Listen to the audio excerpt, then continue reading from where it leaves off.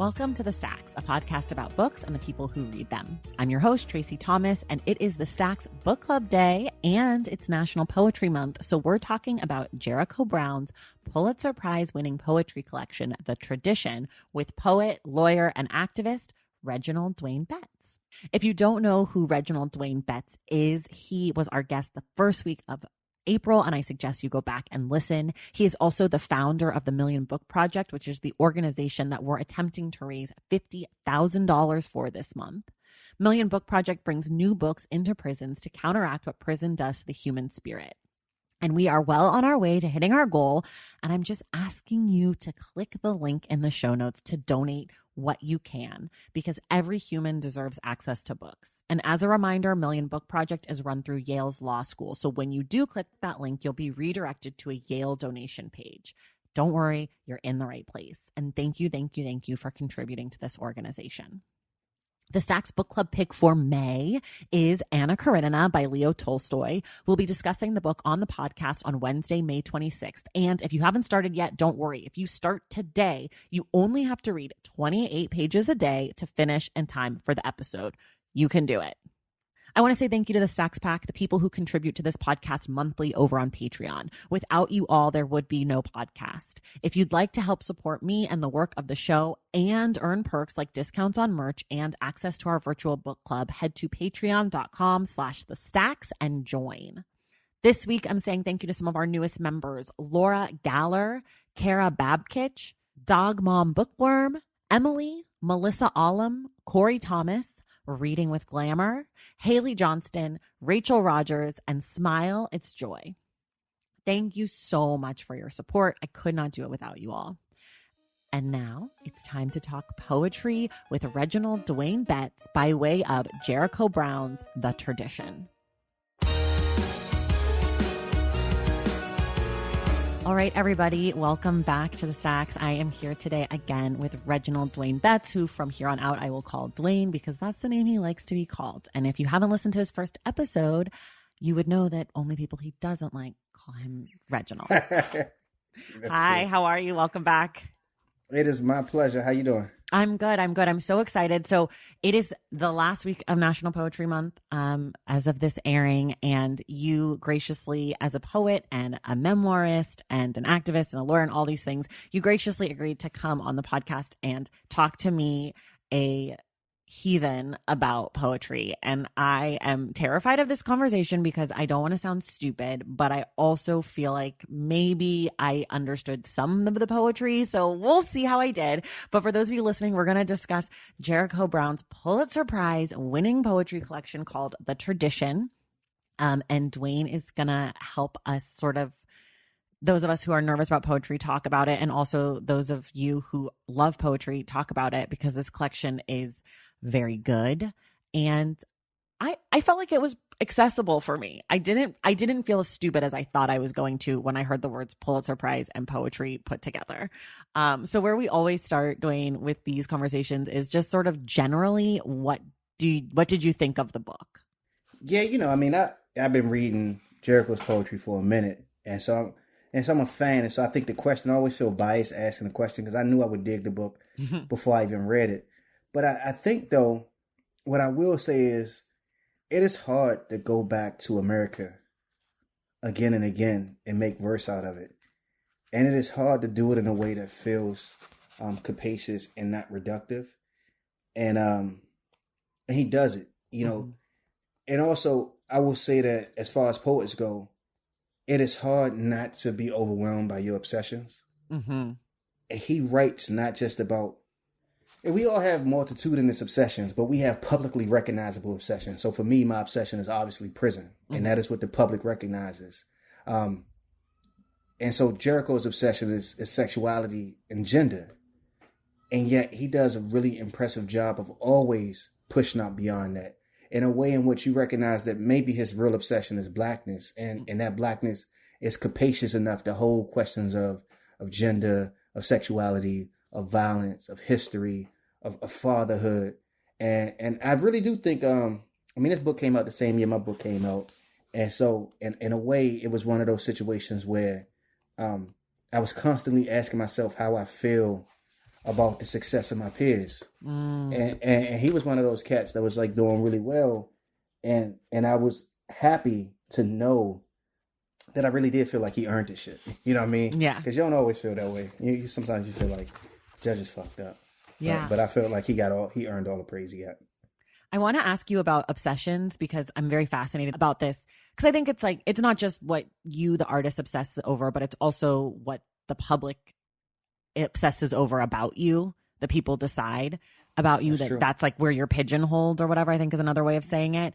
I'm curious just for you, if you weren't writing about prison, if you could write about one of your other obsessions, one of the other things that you are passionate about, what do you think you would like to write about? So if I had a project and I was like, all right, I'm going to write a series of poems about this thing. Often this comes out in essays, but I just had this question frequently. I'll write a bunch of poems about basketball. And then I've recently been writing a lot of poems about flowers, though. It's strange, man, that these names of flowers are like radically wild. You know, it's beautiful in a way. You got these Latinate names that feel ridiculous, but then you had these names that trying to really get at the world, and you're like, oh shit, that is like sort of beauty there, right? So, for instance, the orange daylily. I got a tree in my yard. It's a salsa magnolia. And it's beautiful. It's pink. And just to think about what it looks like, I got these I think, daffodils or tulips, and they're called Narcissus Poet. You know what I mean? It's like, this is my flower right here. It's called the Poet's Narcissus. And it's a daffodil. And I didn't know that. And so what happens is I'm taking pictures of these things and I'm thinking of ideas based on the flowers. I would write about flowers, but then I would use the flowers. The flowers will become a way for me to write about something else, though. And it might return to prison because automatically now I'm thinking, where I didn't see anything bloom is in the dirt, in the prison dirt. Right. Like it's easy to grow stuff. Flowers are cheap and inexpensive and they return year after year.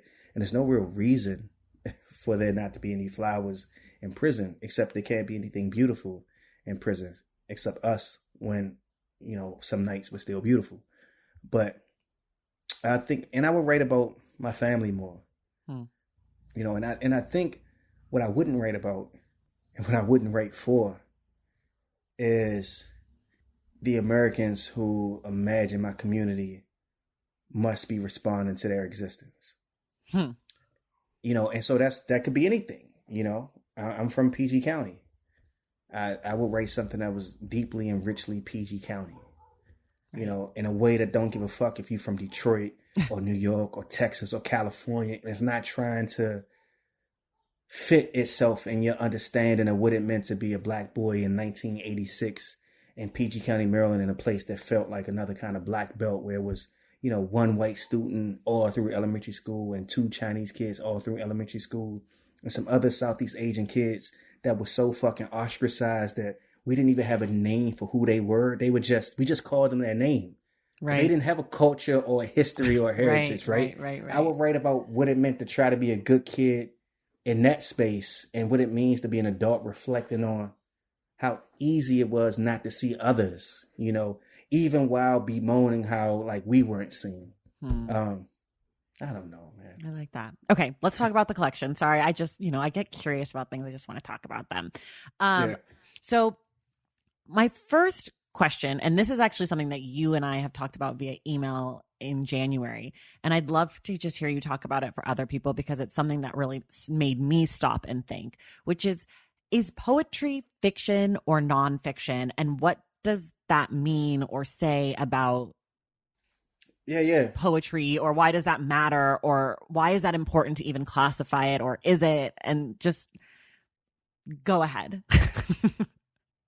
That's interesting, because I think some of the poems resist that kind of classification. And if you slow down and hear the poem, you realize that poetry is existing in some liminal space between fiction and nonfiction. And so for me, what that means is poetry is versatile. Poets are chameleons. Sometimes they can't help but to write out of their own experience. Sometimes something hits them and strikes them so deeply and passionately that they need to render it in verse. And it might be a blow for blow recitation of something that happened to them. But I think the power of poetry, particularly for somebody like me who also writes memoir, is I get to get outside of myself like the fiction writer. I get to embody characters. I get to embody ideas. I get to feel better than I am or worse than I am on the page. And I get to do it in a way that's not tied down to facts. And so I think poetry just is. You know, I think poetry just is, because what happens is, I was listening to DMX. It fucked me up that DMX died. And it ain't fucked me up. Like, I ain't one of them niggas who be like, this celebrity died or this musician died, and it hit me because, you know, because their music meant so much to me or whatever. I'm just not one of those people, right? Me neither.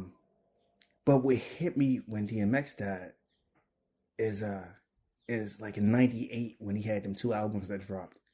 I was entering prison. And I missed his singles and everything because I was in prison. So like his music was the first indication for me that shit was still going on in the world that I was missing out on.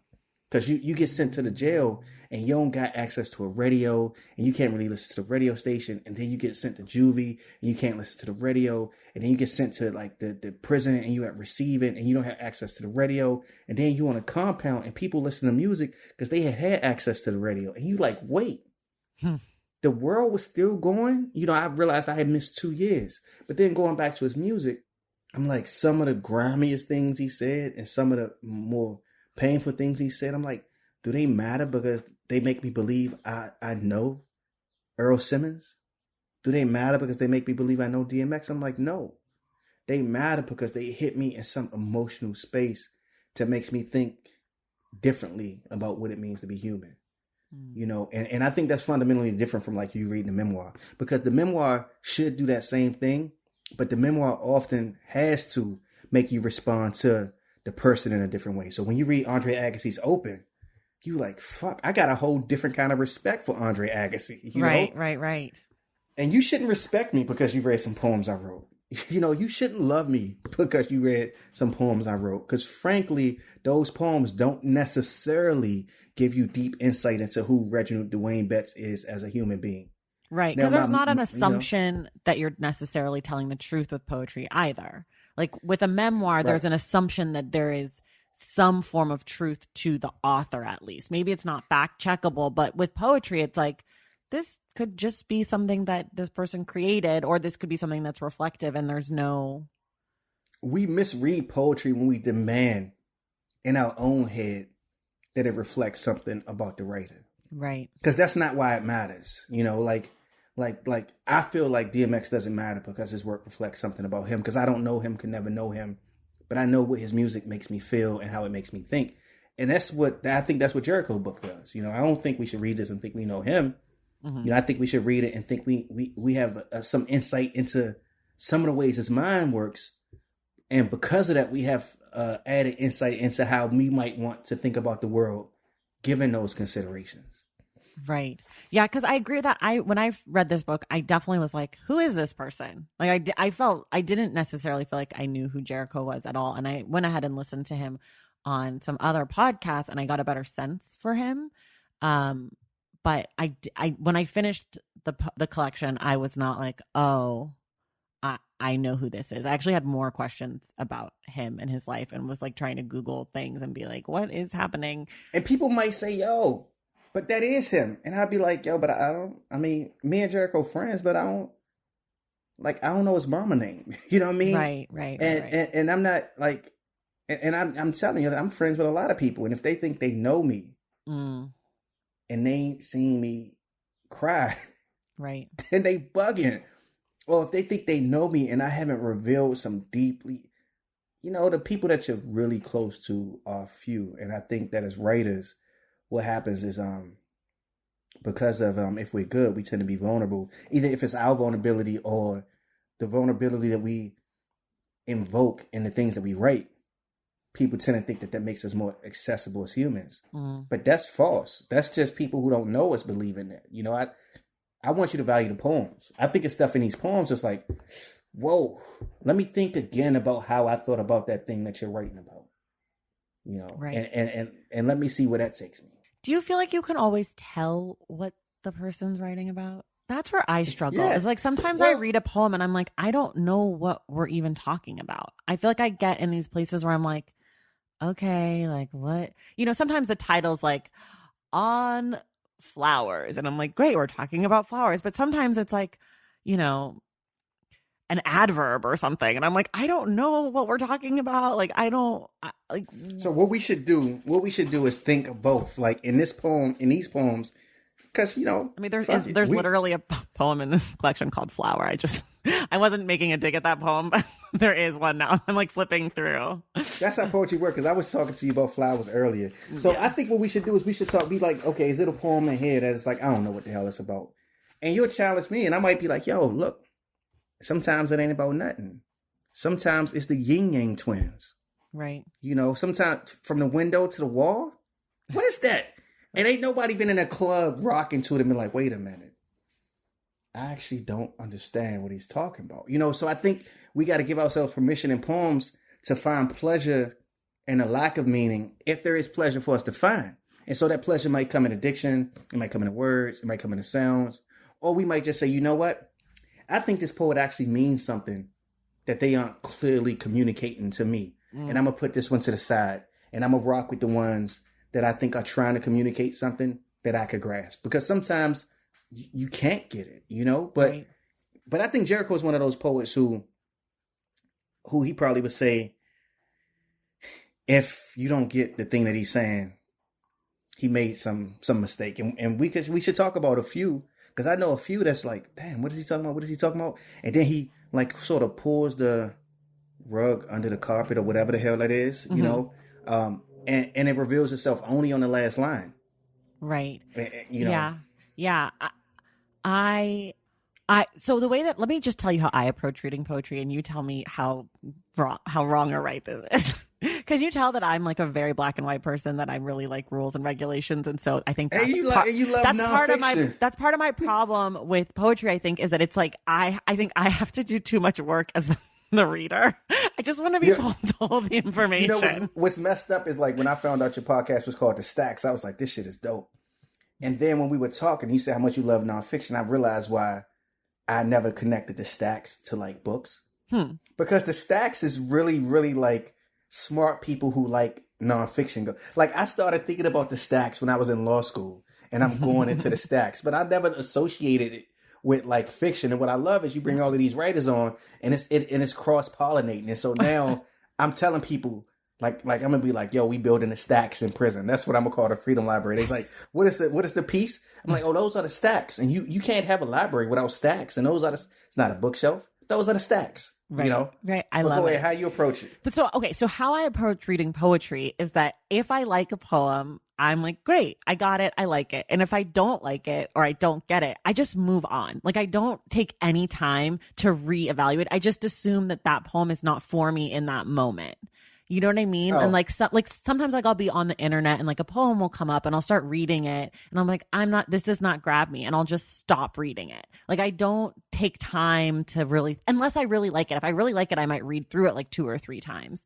Like I was reading a poem by Nate Marshall last night and I was like, ooh, I really like this. And so I read it like 5 times and I was like, this is very good. Shout out to Nate Marshall from Chicago. We still supposed to rap about his book. We supposed to rap about his last book. Yeah. Let me ask you this. All right. So, personal question. Okay. Do you drink? Not really, no. Okay, so that doesn't work for you. I drink though. Okay. And I remember as a kid, like drinking Mad Dog 2020. I don't even know what that is. Is that like a beer? It is horrible. It's like a wino drink. Okay. It's basically like Kool-Aid, but with a lot of alcohol in it. Got it. And then I got out of prison. And the first drink I had was like Hennessy or something, but the regular Hennessy. And it like burn your throat. And it ain't really good. No. And you drink it again and you're like, I'm drinking to get drunk. But then you have something that's really great, but you got to get accustomed to it. Like the smokiness of like, scotch. Sure. The sort of peatiness of it. Or like with the difference between something that's been aged for 10 years and something that's just fresh out of the barrel. And the point is that the flavors develop. And I think the same thing happens with say ramen, and you got a 14-hour ramen soup, right? That they've been like letting the flavor steep for 14 hours versus when you make a pack of oodles and noodles. Right. Fuck me up when somebody was like, let's go have ramen. And I'm like, I'm never eating ramen again. And then I go to this Japanese restaurant and it's like, delicious. This is not what we had in prison. Right. But okay. So here, listen to this though. The reason I don't drink, and it's not because of any like holier than thou, I don't care. I like if a drink tastes good, like there's a margarita that I love in LA from a place called Petty Cash. It's my favorite drink ever. I will drink it and I will drink plenty of it. I don't drink because I don't like the taste of alcohol, which is sort of what I'm saying about poetry. Well, it's poetry, like right. When I get to a poem that I don't like or I don't get, I just don't waste my time on it. If I go to a bar and I order a cocktail and it tastes gross, I will not finish it. I will not drink it. I do not like it. I will not order a cocktail from a place. Like I will not get a well drink. Like I won't just go get like vodka cranberry. Like no, thank you. It has to be like a cocktail that sounds delicious. I won't drink anything up. I'm kind of bougie. I don't suggest you get a well drink either. Although if you get it, you could get, but that's the thing. That's what you mix drinks for. You could get a Manhattan. But I mean, like at the night, like I won't, if I go to a nightclub or something, which I don't do anymore, obviously I'm washed. But when I used to, I would never drink bottles. Like, you know, they bring you whatever. And like, I'm like, I don't want this with soda water. Like I want a cocktail with pieces of snacks in it. Like I want smoke on top. I want to be wowed by flavor. I want a rim. Me. So, but I see this is how I messed up because the thing is like, I guess what I mean is with the poems, you got to be willing to develop a taste for some things. And I don't think though, it's the same thing. Alcohol, you take a sip. That's not good. And maybe another time you take a sip of a similar drink made by somebody else. I mean, that's what we do with poems. But the thing that we have to do with poems is like, I ask this though. I won't go back to a poem again if I didn't like it at all. But every time I read the poem, I'm like, is it one line in here that I'm really feeling? And then I might write that line down. It's just like, I look at it like, I think my comparison is when I listen to music. I frequently don't dig music the first time I hear it. Same. But it might be a hook that I like. It might be a beat. And the problem is like poetry lacks all of that accompaniment. So you got to be like, I said some shit once and somebody said it sounded cool. And I was like, damn, I'm going to say this shit all the time. And it was like, but alas. It's just 2 words. You know, it was like, but alas, right? And in this long thing I had said, the person was like, yo, but when you say but alas, that shit sounded like, and I was like, you know what? I'm going to start saying that shit. And so now those 2 words end up in a lot of my poems, or some poems, but for no other reason than I started to like how they sounded because somebody else said it sounded dope. And my point is, when you listen to poetry, when you read poetry, the first thing is not like, do you get the whole poem? The first thing is it anything in this poem that gives you joy? And meaning and joy is 2 different things. I think that sometimes our literary and like sort of this is how it has to be brain forces us to imagine that joy and comprehension are equivalent. And I think joy and comprehension just frankly aren't equivalent. I got a puppy. I never understand what the fuck this puppy is doing. And I get an endless amount of joy from the puppy doing things, you know? And so I think that and the poetry is brief enough that it gives us the opportunity to disconnect joy from comprehension. But I find joy in understanding things. Like one of the things that brings me so much joy is the aha moment, which is why if I get a poem, like if I'm like, oh, I know what they're talking about, or like I can relate to this, that's when I enjoy it. Cause I'm like, oh, I get it. And I hear what you're saying that I need to not do that basically. But it's like, I don't like feeling like I don't get it. Like I don't like, cause even in poems that I like, I often don't get plenty of parts of them. Like I'm like, wait, I don't know. But I hear what you're saying. Like I might like a stanza or like I might like the way something rhymes. Like for example, I don't know how to say the word, the gazelle. Yeah, the guzzle. Yeah. Like what I liked about that poem when I read it in your book is I liked that it had that rhyme structure. And so that was my way in. And then I could read it and be like, oh, I get this. Also, it's a pretty like straightforward poem in the fact that I understood what you were talking about pretty much right off the bat. But every one of those couplets, this is like the quintessential non-linear, non-narrative poem. Because I say like, name a song that tells a man what to expect after prison. Explains Occam's razor. You're still a suspect after prison. That couplet says one thing that is completely unrelated to my lover doesn't believe in my sadness.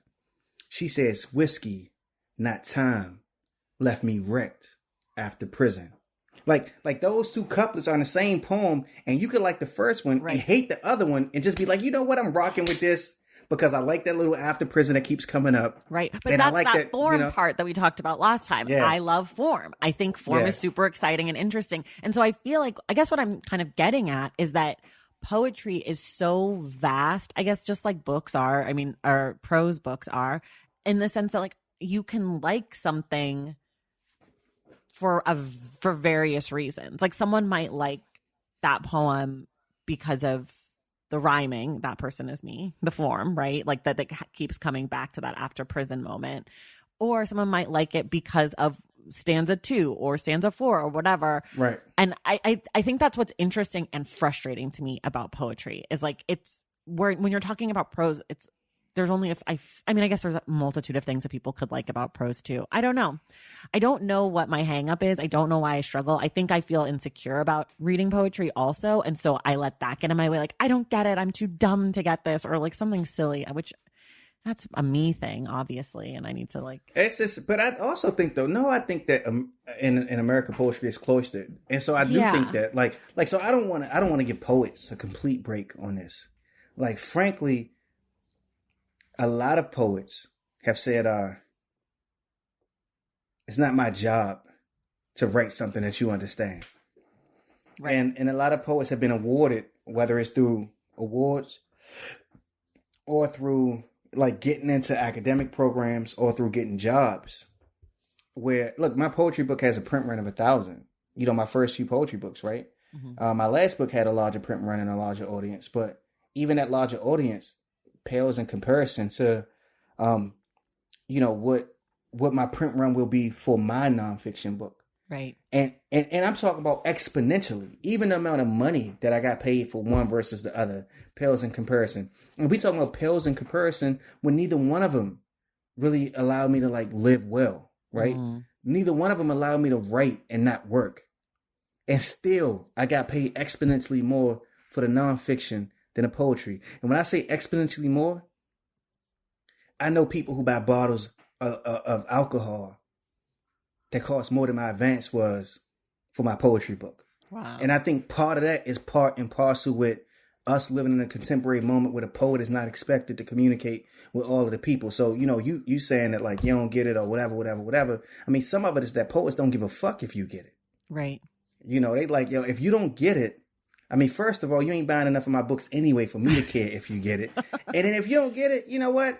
I got a degree that costs $60,000. So if you don't get it, it's clearly your fault because my education means that this shit is dope. Right. And so I think it's some give and take because think about it. Haki Madhubuti, when he was Don L. Lee, it's like between 67 and 70. He was on the cover of Jet. Mm-hmm. Can you imagine a poet being on the cover of anything these days? No. Right? Besides their own poetry book. Right. He was on the cover of Jet. And poets won't put themselves on the cover of their own poetry books because it seems, you know, I wouldn't put myself on the cover of my own poetry book. Nikki Giovanni did it and does it. But she's a gangster. But she's also Nikki Giovanni, so. Right. But he sold like 70,000 copies. I mean, he sold so many poetry books back between 67 and 70. One of these books came out that he was able to build third world books. Poets ain't selling like that. Mm-hmm. I mean, we don't even have an expectation to have an audience of 60,000 people that want to hear something that we have to say. And so I think it ain't just you. You know what I mean? I think it's also poets. And I don't know. I mean, I actually do think that it's the job of poets to think about new and radical ways to make people hear us. Yeah. Do you think that hip hop music, because, I mean, you've mentioned it a few times, and there's clearly, you know, a connection between the writing of lyrics and poetry, right? I mean, it's poetry plus sound and music, you know, or whatever, however you want to say it. But do you think that had something to do with the poet as potential celebrity or someone who might be on the cover of a magazine, that once we started seeing poetry put to music and these like rappers and other, I mean, I'm specifically talking about rappers. I shouldn't say hip hop in general. But do you think that like maybe there was like that Black people were still consuming poetry, but it was in this different package, and now the kind of written poetry is different, or no? Nah, because I was just listening to Simon and Garfunkel.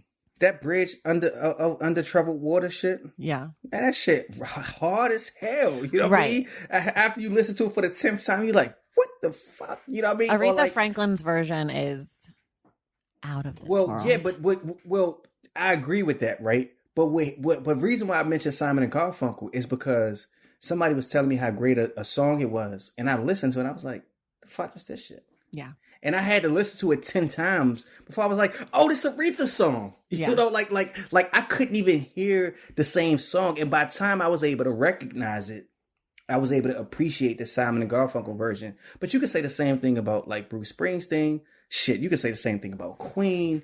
I mean, but that's not Black culture.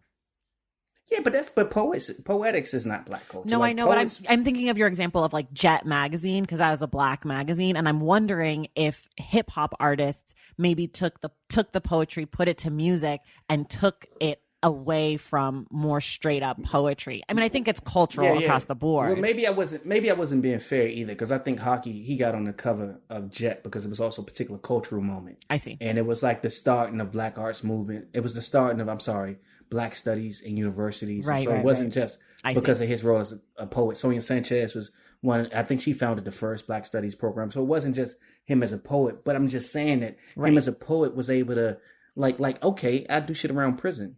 That did not get me the cover of anything with Felon. You know what I mean? Right. And I think the thing that hip hop did though, and I guess that's my point, is that like the music gives you more than just the words. Right. And it gives you a collective way to enjoy it. You know, like nobody's reading poetry out loud and being like, hey, I'm going to read this poem and we're all going to dance in the club. Like, it's just it's a different vibe. Like, you could go to a poetry reading, but it's not on that same mass level as like, let's get lit and have a fun night and have this shared thing. And you can't even, you can't rock to no poetry and be like, I don't even care about the words. I'm just doing my homework. Yeah.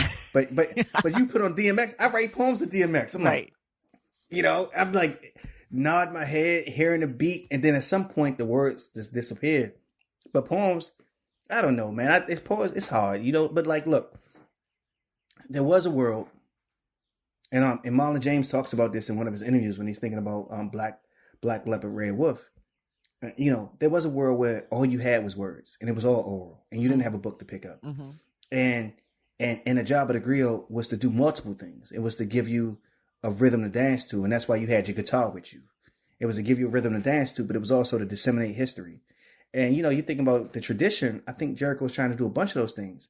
It ain't shit to dance to in this book, but that's because poets have lost the ability to sing in such a way that asks you to dance. Mm. I mean, we might get back to it, but also our skill set has been narrowed and narrowed and narrowed and narrowed and narrowed. So, you know, we don't have to know how to play the guitar as a part of the accompaniment for the song that we're singing. And we don't got to have a club smash. You know what I mean? Like the hip hop artist, he got to have a club smash. So he got to be able to do two things. He got to be able to say, I'm slipping, falling, and can't get up. And what these women want from, you know, like imagine a poet with that range. You know what I mean? Like the bandwidth to be able to do like the sort of deeply personal, I'm going through all of these things and let's rock out in the club in three different voices. You know what I mean? Like you go to a poetry reading, sometimes I'm struggling with it. I'm like, how do I make you hear me in 17 different ways over the course of an hour? I'm afraid, you know, like sometimes I think poets are too afraid of what bandwidth we have vocally to communicate the words that we say. And so maybe part of what folks don't understand or do understand is based on their ability to hear that comes from like what we make use of. Do you think of your poems as being something that should be read aloud when you're writing them, or do you think of them as something to be read on the page? Because oftentimes, like, the form of the poem, it might look different. Some might be, you know, stanzas that have paragraph breaks in between. Some might be a bunch of lines. How are you thinking about the way that a poem might sound in the world or not? So this is the other part about form poetry and music that gives the aids the listener in understanding, right? Because part of it is just the mnemonic of how you hear shit. And part of it is the way in which the rhyme scheme gives you access to how the poet wanted you to say it. But I think of like free verses like jazz. And so you leave little notes, but you want the reader to be able to play around within a verse and get different meanings.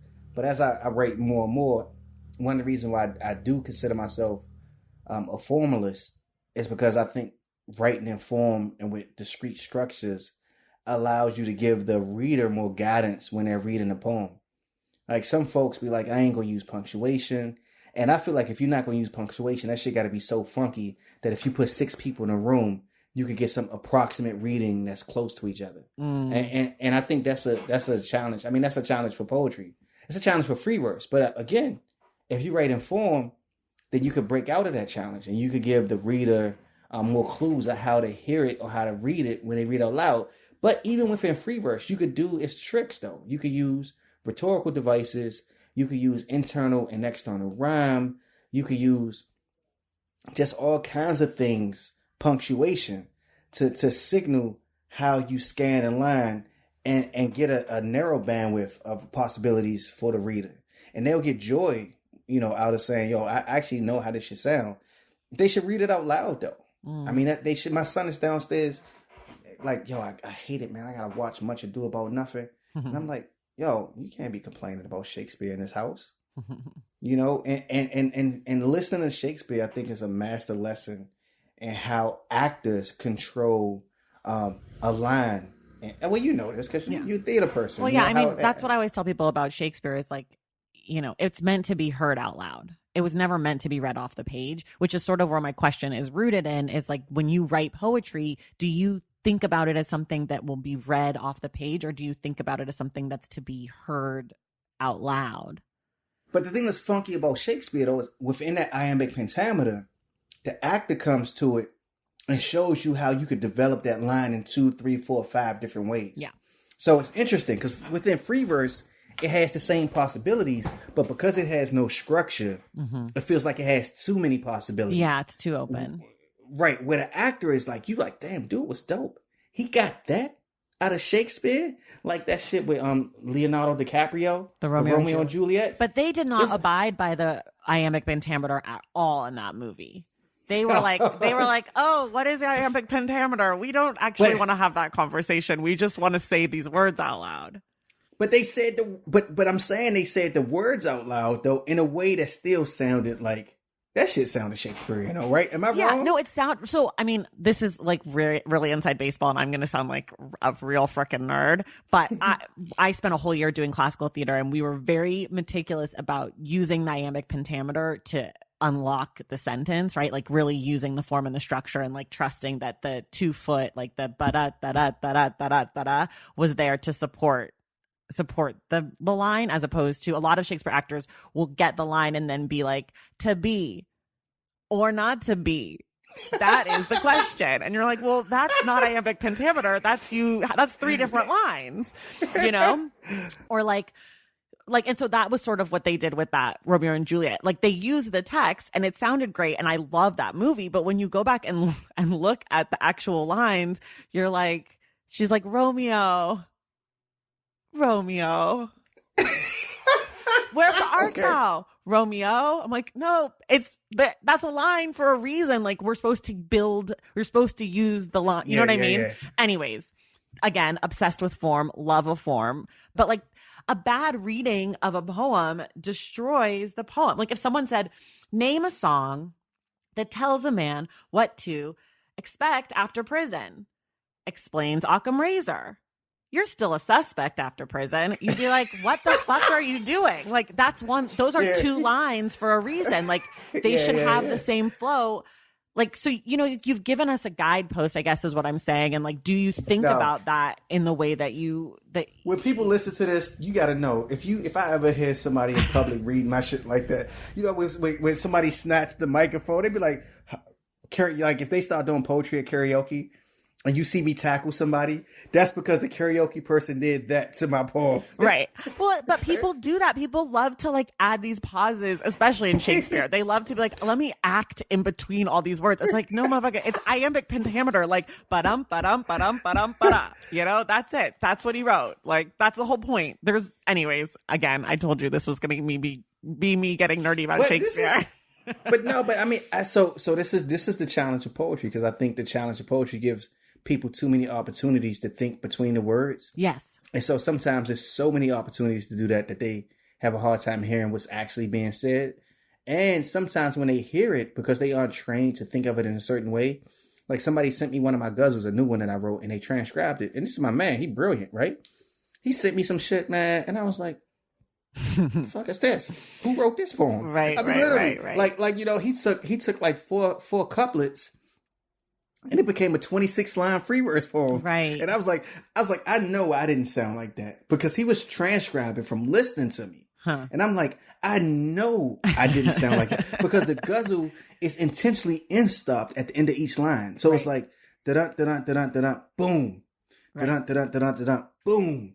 Right. And then you hear the rep. It's like, yo, you couldn't have heard that. But again, I think in this cat, you know, he's like an artist, right? This is my man. I know that if I went up into a painting and I was trying to say something that happened in the painting, he'd be like, nah, you ain't got to take it there, bro, because that ain't even the right color. Right. That's cerulean. Right. And you said blue? Yeah. No, that is cerulean. You know what I mean? He might say something like that to me. So I think poetry gives you the inside baseball to enjoy. But it also gives you, like Jericho says in the last line of the tradition, John Crawford, Eric Garner, Mike Brown, which everybody gets. And those three names change and shift the entire poem in a way that I think automatically you begin to know what, and literally what happens before that does not mean the same thing as what it means once you hear those three names. Right. Okay, wait, let's take a really quick break because I want to talk like more specifically about some of the poems in the book. Valentine's Day is upon us, and I've got love on the brain. Love for books, duh, of course. Hello. Did you forget what podcast you're listening to? I love bringing you all great reads, exclusive author interviews, and behind-the-scenes book gossip. But I can only do that with your support over on Patreon and Substack. Our Stacks Patreon community, also known as the Stacks Pack, is where you can go for book club meetups, a private, very active Discord, and a year-long mega reading challenge to help you achieve all your reading goals. Plus, you also get that monthly bonus episode. Now, over on the Substack, you can subscribe to my newsletter, Unstacked, where I keep the book conversations going. I also give you a healthy dose of sports and pop culture, definitely some hot takes happening over there. And again, that bonus episode. If you don't have a few dollars to spare, don't worry. There are free options on the Substack and the Patreon to get you a little extra Stacks magic. Making this podcast is a total team effort, and by supporting my Patreon and my Substack, you allow me to support my amazing team that makes the show possible every single week. So if you or your friends are looking to meet other book lovers and support this indie podcast, come hang out with me on Patreon, Substack, or both. I would love to have you. And since we're talking about love, you can gift subscriptions to the Patreon and the Substack for that special reader in your life. For the Stacks Pack, head to patreon.com/thestacks. And for the newsletter, head to tracythomas.substack.com. And also, there are links to both in the show notes. Okay, see you in the Stacks. First of all, one of my questions about this collection, and I don't know if you can answer this, I'm going to ask you a question about author intent. So, you know, I understand that you're not him and you don't know, but the book is broken into... I speak for Duke. Okay, great. The book is broken into 3 sections. What do you think that breaking a poetry collection into sections does when there's no title? We're just like 1, 2, 3. Was there something that you gathered that part 1 was about or part 2? Or do you just sort of read it and just say, okay? Yeah, I ain't gonna front. I read it and say, okay. Okay, me too. Great. And yeah, because the truth is, like, after you read it 10 times, then you might have a real sense of the movement between sections. But honestly, man, a poetry book is 30, 40 poems. Right. A fucking hip hop album is 13 songs nowadays. They want to do 8 joints, right? Right. So it's like the ability for us to cohesively understand 40 discrete, different pieces of information that are all packed with 1,000 things. Right. You know, I even with my own books, I don't just like, nah, fuck that shit. You know what I mean? I order it in a certain way, but yeah, I feel like the third section was clearly about sexuality and about like his sexuality as art. So not necessarily his specifically, but like kind of exploring that section. But the first two sections, I really had a hard time figuring out the difference. And also the third section was about other things too. But that's sort of what I like. The third section felt the most personal, intimate, like sexuality, relationships, love. And I feel like the earlier sections felt broader. Like it felt like this book started broad and kind of like went more and more narrow. So by the end, it was like that's where it felt the most like Jericho's voice, if you will. Oh, so I wouldn't agree with the last point, but I would agree with the first one. Like you do feel a narrowing in. Yeah. But you kind of feel a narrowing in from the sort of public-private intersection. Right. To the private. Right. And, and one might conclude that the private is somehow related to, I don't conclude that it's related to Jericho's life, because I refuse to believe that a poet is, even when they're talking about their life. Because niggas lie. Niggas lie. Right. And also you have an agenda based on art, based on who you want to be in the world, based on who you are in the world. I'm just saying, if somebody thinks that I am my poems, they have made a mistake. Right. Even when I am my poems. Right. Because, it's just like, but in here, though, you do see a clear, like you said, it's like this narrowing to like the private. And what's kind of cool about that is that like, Black people don't get to have a private in America. Right. People tell you like, how did you feel about last week? What do you mean how I felt about last week? Because, last week was real. For people, well, this will air in 2 weeks. So last week we're talking about the week of Dante Wright. We're talking about the week of no. America's so fucked up. America's so fucked up that last week could literally be. It could be any last whatever week. Last week. Sure, Yeah. But are you speaking specifically about this most recent last week or no? Yeah, I just don't want people to like listen, because people are going to listen to this like in 2 months and then they're going to be like, what the fuck was last week? And they're going to be like, it could be any last week. They could be like, how did he know that I ain't paying my rent? Yeah. Because it was but no, I am talking about Chauvin. Yeah. And Adam. And it's just names. Yeah. I mean, Toledo. Yeah. Adam Toledo. It's been. And you're right. I shouldn't say that it was more Jericho's life at the end. I think what I mean more is like, it was the writer's intimate life. So not the character of Jericho as we see him. It felt like that, like you're saying, the first part maybe was like public, then public, private, and then private, or something like that. I don't know.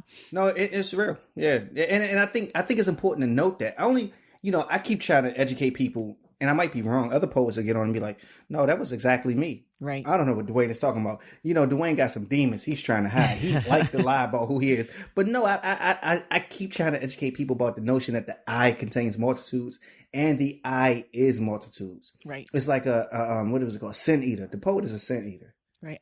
I take all of that shit, I think that's true for most artists and most people who create things. Like one of the things that I struggle with this podcast a lot is that people think that they know me from these conversations. And like, yes, you do know about me, and I don't lie when I come on this podcast, and I'm not like, I'm not telling you something and then that's not true. But also like, it's such a small part. This is such a small part of who I am and where I come from and all of those things. And I think that that's true for a lot. I mean, we hear about people, going up to celebrities in public and because they think that they know them from, following them on Instagram or something. And that there's this familiarity because you're familiar with someone's art is not the same as actually being familiar with someone. Like, before we talk about Jericho poem, let me tell you what somebody said to me.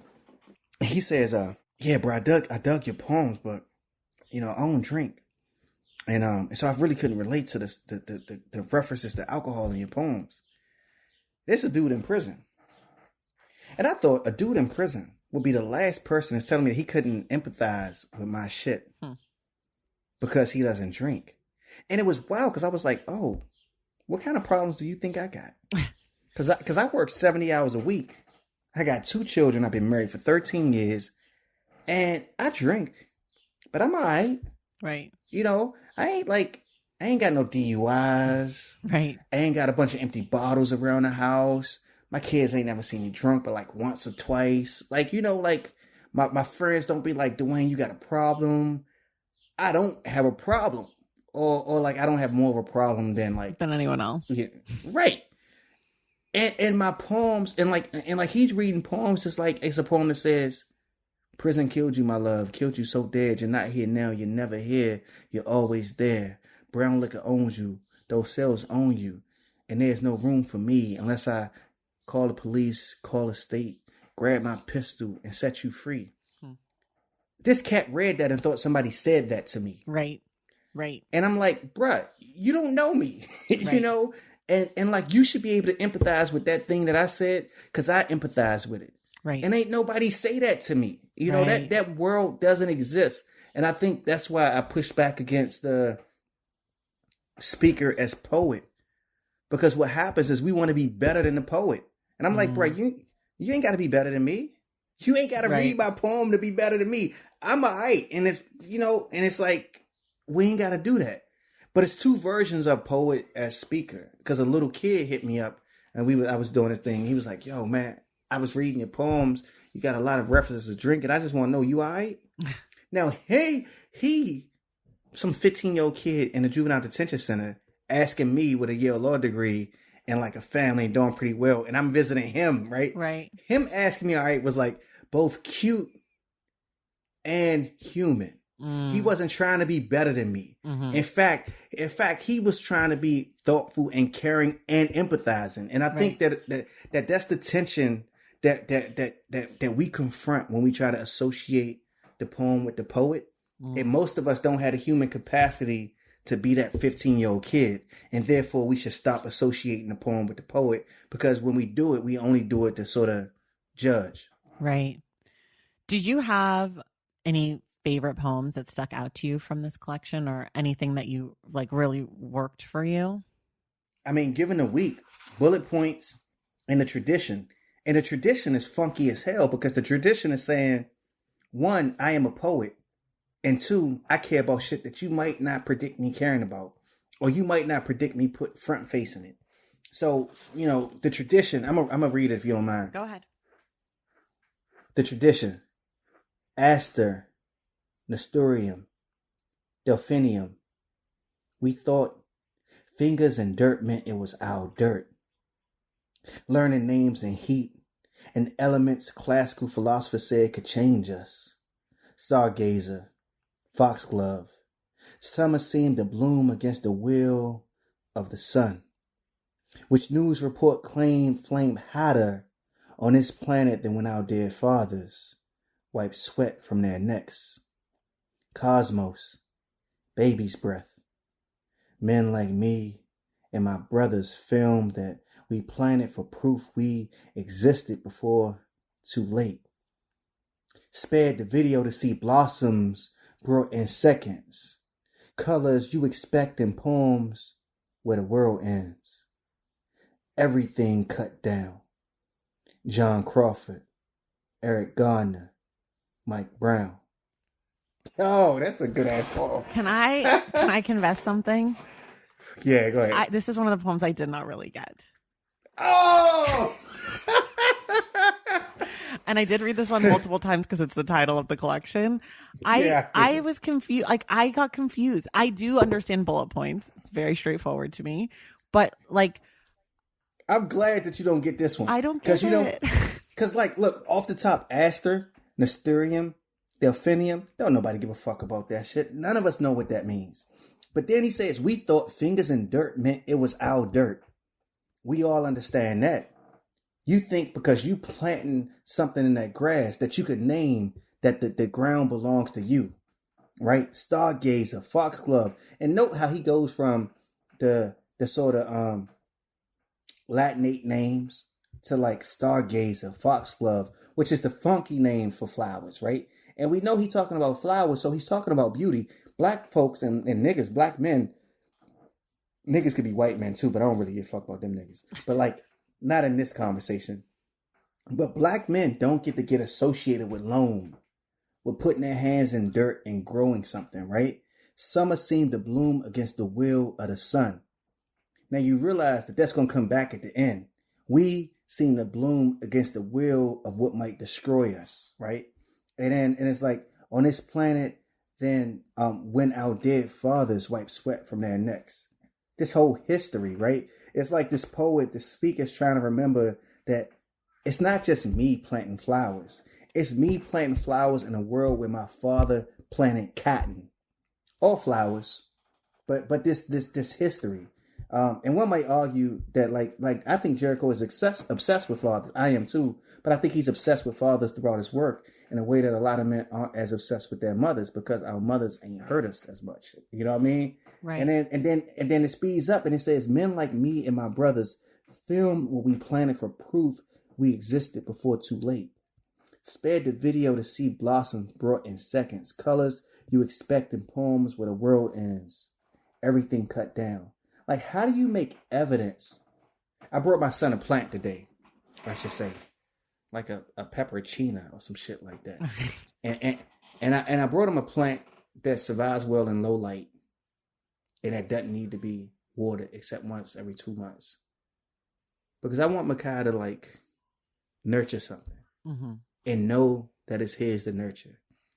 And I think that the travesty of this poem is that it articulates a bunch of boys or men of ages that we don't know, both trying to nurture some shit and then record it because they're afraid of how tenuous their ability to do that is. So they want to make a record of it. And then it ends. And notice it ends on a rhyme. The last couplet rhymes. Where the world ends, everything cut down. John Crawford, Eric Garner, Mike Brown. And so everything that precedes it becomes a way that black boys are trying to say, I exist in this world. The poem is trying to argue that black boys do more than kill. And yet it still ends on everything being cut down. And this list of black men who you know were cut down by the police in ways they didn't deserve. Now, you know, I like that poem, but I'll agree with you that it takes more massaging to get. And maybe I get it in a different way because I'm taking pictures of plants trying to find out. I mean, I got shit growing in my yard that I didn't plant. And that I'm like, damn, this is amazing. And people telling me, oh, it's going to happen every year. The bulbs are in the dirt.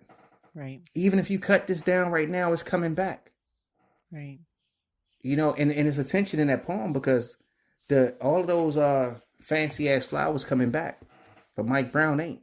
You know, right? It's this tension in how our country, on occasion, far too frequently, even if it's just infrequent, cuts us down in a way that we can't return from. So. Yeah. Does that make sense? It makes it makes total sense. I still don't understand that shit. No, I mean, I definitely feel like I'm on an intellectual level enough that if someone explains something to me, I can follow them. So like, definitely what you said makes sense. But when I read this poem, and again, I read it a few times because I was like, this is the title poem. I should probably get this one. I really was like, I don't get it. What happens to me when I feel like I don't get it is I just sort of start to like glaze over and I like stop paying attention a little bit, you know, like, I don't know, it's probably from school when teachers were telling you stuff and you're like, I don't get this. I want to go. That was a hard poem though. And it's much harder than bullet points, which is like, I think bullet points is like pretty straightforward. Yeah. And I think, I mean, that's sort of what I feel like I need, like the young readers version of this collection where it's like the poems that are straightforward for you to start with. And like, then we'll add on more complex things. But like some of like, remember, earlier we were talking about poems that maybe like have something that makes you like them, even if you don't get the whole thing. And for me, like shovel, I really liked because there was a lot of consonant use throughout the poem and it like did something to me. I think it was maybe like kind of brought some humor into it or like a sense of play that hadn't been in I guess I hadn't noticed it earlier, but like that's something that like I don't know that I don't even remember what the poem was about, but I remember being like, oh, I like this poem because it's like really playing with consonants. Yeah, and I think this is straightforward too, though.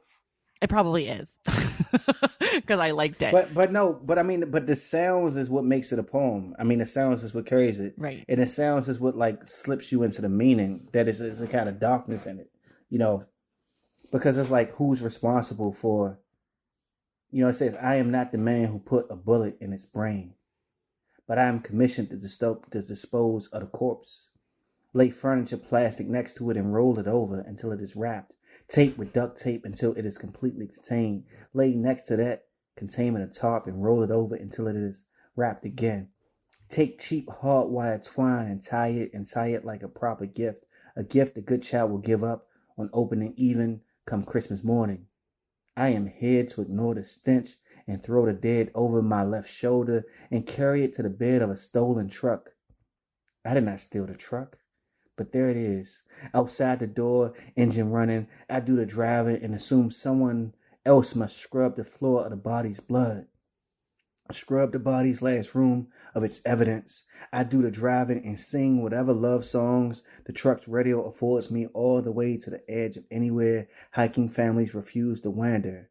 And I dig and dig and dig as undertakers did before the advent of machinery. And look, I know somebody who had their folks murdered by a motherfucker who dumped their body over a ravine hoping that nobody would find that shit. And somebody found it finally because of Kamala Harris.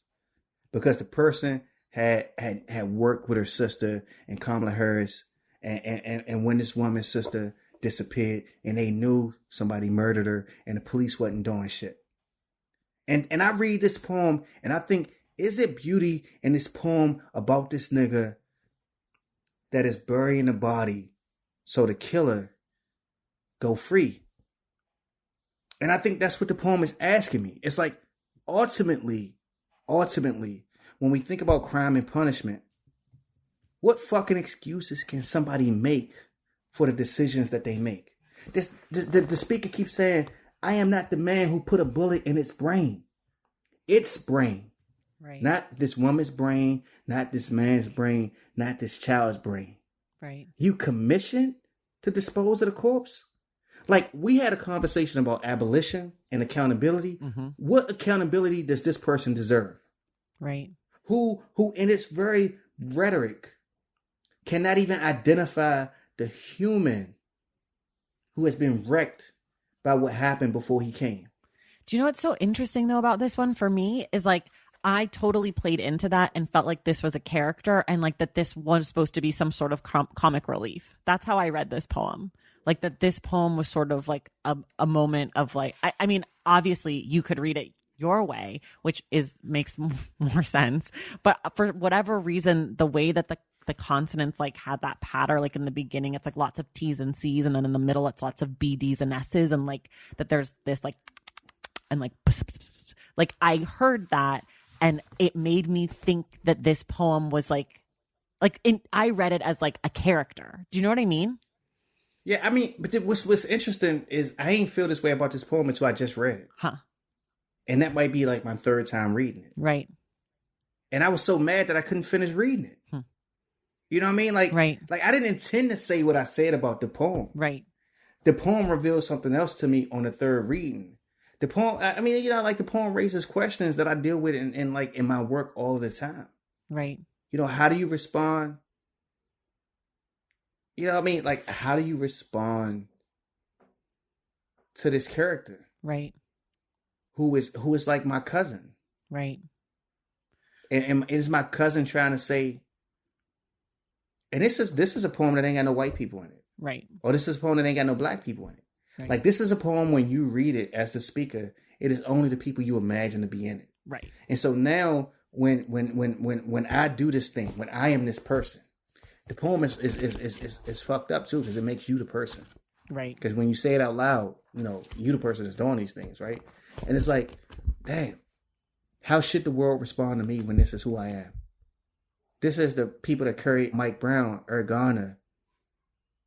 This the dude that carried them away. Right. You know. Right. Yeah. He was that's the cat that was commissioned to do the same thing. Right. And it wasn't illegal. It wasn't illegal. You know what I mean? Like in my head, I was like, I am not the man who put a bullet in his brain, but I am commissioned to dispose of the corpse. Yeah. Yeah. Lay furniture plastic next to it and roll it over until it is wrapped. That's what they did to Mike Brown. Right. Yeah. It was somebody commissioned to do it. And it's the only thing that this is illicit because it's like my left shoulder carried to the bed of a stolen truck. Right. But you know, but until you get to that point, it could be any right person that's disposing of a body murdered by the cops. I think that's also what makes poetry different for me from reading, you know, nonfiction or even a fiction novel, is that that we are asked to bring more of our interpretation to the text than we are when it's a story or like when it's a linear type thing. Because you presented two options for this poem, and my reading of it was totally different. And I feel like all of the readings, are valid or whatever. And I'm sure other people read this in a different way. And I'm sure some people are like, I didn't get this one. And some people are like, you guys are idiots. It's about this actually, which I'm sure my listeners will tell me later. They'll be like, you're an idiot. Here's what these poems are about. We'll see. I'm like only arrogant about interpreting poems, but it's cool though. Poems can mean 2 or 3 different things, which is ultimately the beauty of them. Right. And maybe the tragedy of them as well. Right. I do want to ask you about the duplex poems because they kind of repeat throughout the collection. What did you think of those? Because I didn't understand what they were doing in the collection. So I think it's a form that he invented, but I'm a cop to liking the poems, but having very little interest in understanding the form. Okay. That's fair. It's just like, I was just like, maybe I'll understand it 5 readings from now. Right. But I sort of just felt like, it's a thing that contemporary poets do where they invent form. And this one is like going down and up. It's kind of echoing each other. But the way in which it echoes, it varies to such a degree that it's not like a complete echo. So you just have to think about it a lot more to get something from it, and I'm good. Okay, I ain't even gonna front. I like the poems, right? But in terms of trying to understand the form and write about the form and talk about the form, it just doesn't have that. You don't be bad, Dwayne and smart as you say this, but I'm saying like I like a sonnet. You know what I mean? I like 14 lines. I like iambic pentameter. Yeah, I like the guzzle. I love a sonnet. And it's just like so for this one, I like the invention, right? But I don't imagine that I would want to write one. And I didn't want to spend the time to understand what the form was. Right. And I still kind of don't. So. Yeah, I wish that I understood those better in relationship to each other and to the collection. But again, I struggled there. I do want to just give a quick shout out. Jericho Brown was on the On Being podcast, which I listened to, and it was very interesting. You reminded me of it because you said that he's interested in his father, and he talks a lot about when he says father, like what he means, and that he is interested in that there's like relationship to God and to his own father and like multiple layers of what father is. And he talks about it a bunch on that episode. I fuck with Jericho. I don't know if I like that episode of On Being, but you don't. But again, I just felt like it gave me more background into him. I don't know that that's right. Exactly. That's why you don't like it. No, well, I like it. I like it for that. But somebody told me once that this is a great podcast to listen to understand poetry, and I was like, nah, that was great to understand Jericho. Right. I did not feel like I understood poetry anymore. Yeah, and he's fascinating, so I think it was cool because you learn things in terms of insight, in terms of like what he was getting at and how he's writing. That's what I liked about it. Because I mean, one of the things that I also struggle with poetry is like, how important is the author's intent to the reading of it? Like, how important is it that you know who Eric Brown, or we keep saying Eric Garner is, or Mike Brown? How important is that? Because right now we all know, but in 20 years, maybe, like my kids in 20 years might not know who that is. I mean, hopefully they will because I'll have done a good job. But you know what I mean? Like, how important is the inciting event or the biography or the history or the background of the poet? Like, it can't be because if it is, and I want to read one more poem by Jericho. It's not in his book, but this is actually arrogant and narcissistic of me. But I want to say that I think that Jericho don't matter and that I don't matter. And I wrote a poem after Jericho, in Felon. And it's after Jericho. Don't nobody know it's after Jericho because, like they don't know that I know him. But ultimately, like if the poem matters, it doesn't matter because you know that me and him are friends. It doesn't matter that you know that it matters because of the poem. All of the backstory. In fact, you don't even know because it's called City to Moon and it's for JB. So I didn't even put his whole name in. There walks a man somewhere, wanting the touch of another man. And somewhere people know that desire. Name the walking man after you, Jericho. Because God once promised to bring the city to its knees for the man circling you with his trumpet. Going down from Jerusalem, a man broke another man. They say those men lost and gospel and what God can't fathom. Odalisque and outstretched arm. They don't know every love is a kind of robbery. And sometimes hurt is a kind of mending. A body only broken by death. Every moan ain't a cry. This is always about vulnerability. How others afraid to touch a man who touches a man have need to imagine hips and the flesh they flank as a confession. The body threatens. Call that fear suffering. The heathen is always afraid of a warm body against his own. And while some say things always return to a man and his desire to be touched and touched, that want to be known governs us all. And you know, like if that shit matters 5 years from now or 10 years from now or 20 years from now, it is not going to be because of some graduate student who recognizes that JB is Jericho Brown. And it's not going to be because they read some shit into our relationship that is completely non-existent, right? It's not going to be because they read something about me trying to grapple with everything I'm trying to grapple with in a poem that they can't have a clue on. Except they're going to cite the Stacks and be like, well, in this Stacks interview, he was talking about... Oh my gosh, I can't wait to be a cited source. That's my dream. Oh, well, shit, we should cite ourselves then, because that's what Columbus did. Columbus was like, I found the new world, and he cited himself into people believing. Okay, we're running out of time. I only have one more question for you, which is... I'm going to read the first couplet then. Read a little bit from the Jericho Brown poem, not in the book. From Hustle, just because you don't like it's self-referencing. Okay. They lie like stones and dare not shift. Even asleep, everyone hears in prison. Dwayne Betts deserves more than this dry ink for his teenage years in prison. In the film we keep watching, Nina takes Darius to a stepper's bar. Lovers hustle, slide, and dip as if none of them has a brother in prison. I eat with humans who think any book full of black characters is about race. A book full of white characters examines insanity, but never in prison. His whole family made a barricade of their bodies at the door to room 403. He died without the man he wanted. What use is love at home or in prison?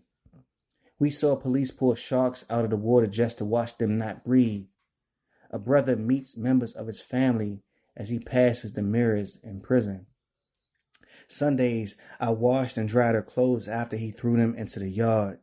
In a novel I love, Brownfield kills his wife, gets only 7 years in prison. I don't want to point my own sinful finger, so let's use your clean one instead. Some bright citizen reading this never considered a son's short hair in prison. In our house lived 3 men with one name, and all 3 fought or ran. I left Nelson Demery III for Jericho Brown, a name I earned in prison.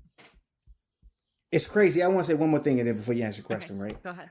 Actually, like reading that poem again, which I hadn't read in years, I realized how many layers it is to it. And it again echoes this thing about the father and how we think about our fathers. And maybe one of the reasons why I fuck with his poetry is because me and my dad got the same name and I didn't give my son my name. And the other thing is that it's layered. The guzzle allows you to talk about so many different things at once.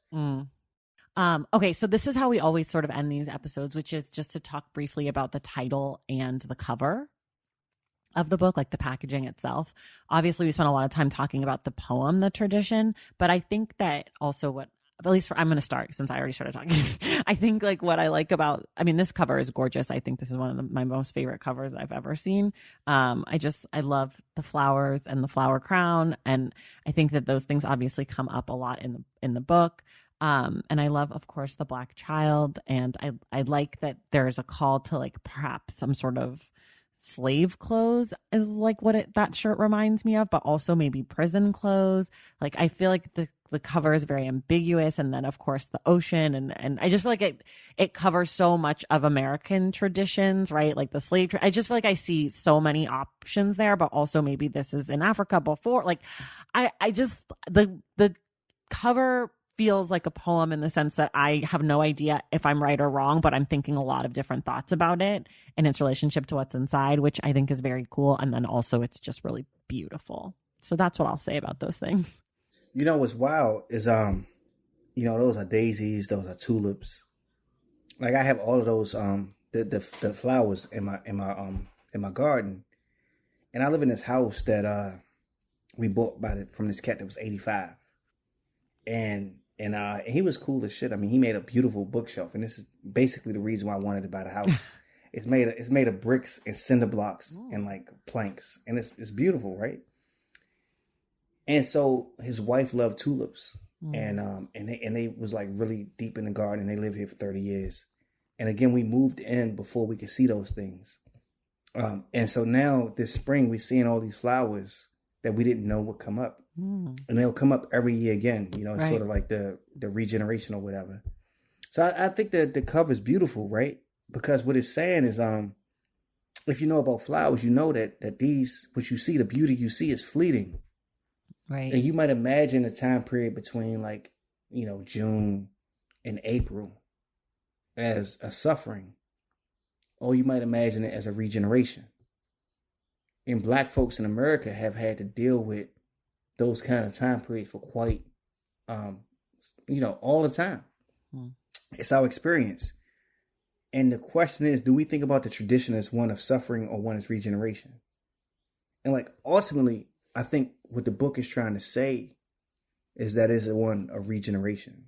And I think the ability to speak about the suffering is like the mechanism that gets us toward regeneration. Right. It's always hard to talk about a book. I mean, we could have spent like 2 hours, talking about every poem. Right. But I think at the end of the day, the poems say something about what it means to become. Sure. And the cover captures like that becoming. Right. I also think it could be about suffering and regeneration, and that for many of us, those things are linked deeply. They're of the same flower, right? Like it's like the flower and then the pollen that gets all over you. If you have like a lily, you got to cut that part out. and I don't have any allergies. My wife got allergies, right? And it's wild because it's like our relationship to nature is completely different. Mm-hmm. And for her, the suffering and the beauty is completely intertwined because she loves flowers, but allergies and shit. Yeah. I mean, I think what makes this collection really good is that it is complicated, and I feel like there is lots to revisit and lots to unpack, and like just with the title and the cover, there's so much there. Like what tradition for whose tradition, where, when, what, and I think like that's the mark of a good anything is like it's worth discussing, it's worth being confused over and like not getting it necessarily. Well, even in that poem, because you could argue that the tradition is like this country murdering Black men, or you could argue that the tradition is Black men growing things. I was gonna say, because you said we don't think of Black people, like we don't think of Black men growing things, and I think that's interesting because now we don't, but 100 years ago, it's like all people thought about Black men, that they were good for growing shit. Like, right. Like, and so I think that's also interesting, is like the way that the tradition shifts through time, and sort of kind of what I was asking about, like needing to know the inciting incident, or like needing to know the history or the biography is like, is that important? We've gone so over today, which whatever, fine. This podcast is a treasure though. I got to tell you, I think one of the things is like just to care about literature and spend time with each other caring about literature is one of the things that like sustains the culture and the community. And I am really grateful for you doing this, because poems are hard. Yeah. But you know what? As hard as poems are, we just like talked about them for like a long time, and we talked about everything that fills the space around them. And I think when we recognize that that's what poems are for, poems stop being hard and they start being the beginning. Right. And like, we could go back to Jericho's book again and again. Right. Just because something's hard doesn't mean that it's not, worthwhile. It just means that it takes a little bit more. I'm so glad that you were here. We didn't even talk about the Million Book Project. I will do it in the intro, of course, but just a reminder to folks, we are raising $50,000 for the Million Book Project, which is the nonprofit that Dwayne started, and it brings books into prisons, new books that are beautiful and have beautiful things to say, And we're raising $50,000 to do that. And if you can contribute in any way, and if you've already contributed and you can find, maybe you got paid since the last time you contributed, you can find another $10 or $20. That would be amazing and huge. And you have until May 6th to make that donation. And we'd appreciate it. I should say, I mentioned a couple people who responded to my book, and it's folks who responded to other books that we've been sending in to them. And what's cool though is that they are responding to the books, and they are starting a conversation about what a book means.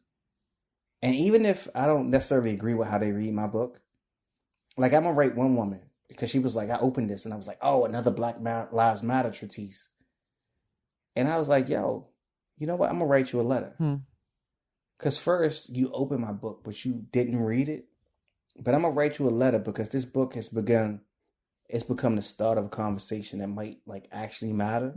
And so when folks are donating, I think that we are just saying the reason why books matter is because they allow us to have conversations that sometimes our imagination before opening the page of that book doesn't prepare us for. Even if we're wrong. I'm gonna write homie back too.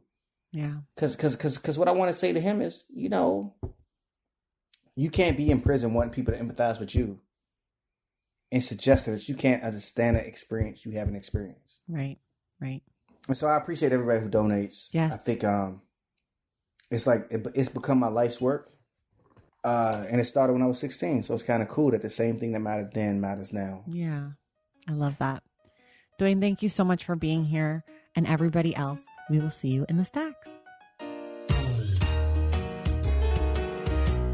Thank you all so much for listening, and thank you again to Dwayne for being my guest. Please consider making a donation to the Million Book Project through the link in the show notes. Help us hit our goal of $50,000 towards getting books into prisons nationwide. Our May book club pick is Anna Karenina by Leo Tolstoy, and we will discuss the book on Wednesday, May 26th. Tune in next week to find out who our guest will be. Please make sure you're subscribed to The Stacks wherever you listen to your podcasts, and if you're listening through Apple Podcasts, be sure to leave us a rating and a review. For more from The Stacks, visit us on social media at The Stacks Pod on Instagram and at The Stacks Pod _ on Twitter, and check out our website, thestackspodcast.com. Sebastian Alcala is our sound editor and producer, and our graphic designer is Robin McCright. Our theme music is from Tegirigis. The Stacks is created and produced by me, Tracy Thomas.